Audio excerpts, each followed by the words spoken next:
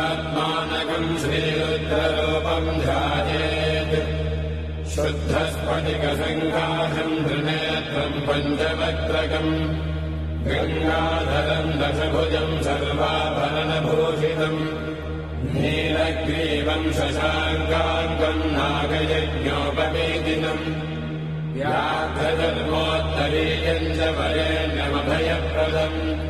कमण्डलवक्षसूत्राणाम् शूलपाणिनम् ज्वलन्तम् पिङ्गलजटाशिखामध्योतधारिणम् वृषस्कन्धसमारोढम् उमादेहार्थधारिणम् अमृतेनात्मदम् शान्तम् दिव्यभोगसमन्वितम्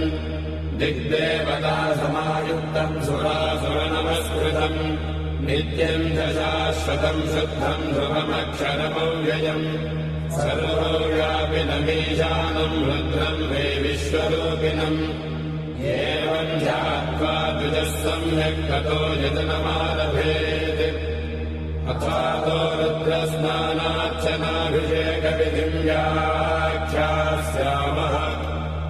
आदितयेव दीक्षे स्नात्वा उदेत्य शुचिः अदितो ब्रह्मचारी शुक्रवासा देवाभिमुखस्थित्वा आत्मनि देवता स्थापयेत् प्रजनने ब्रह्मा तिष्ठतु पादयोर्विष्णुस्तिष्ठतु हस्तयोर्हरस्तिष्ठतु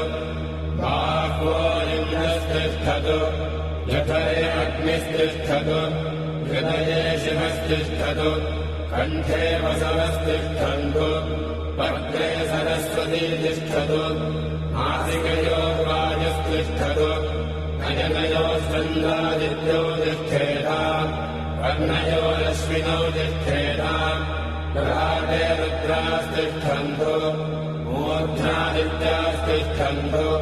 शिरसि महादेवस्तिष्ठतु शिखायाम् वामदेवस्तिष्ठतु पृष्ठे पिनाकी तिष्ठतु पुरतः शूली तिष्ठतु पार्श्वयो शिवाशङ्करो तिष्ठेताम्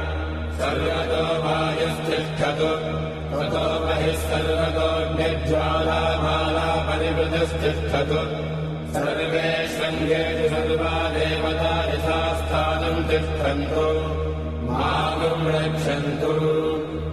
ॐ अग्निर्मे वाचिः श्रितः वाग्हृदये हृदयम् मयि अहममृते अमृतम् ब्रह्मणि वायुर्मे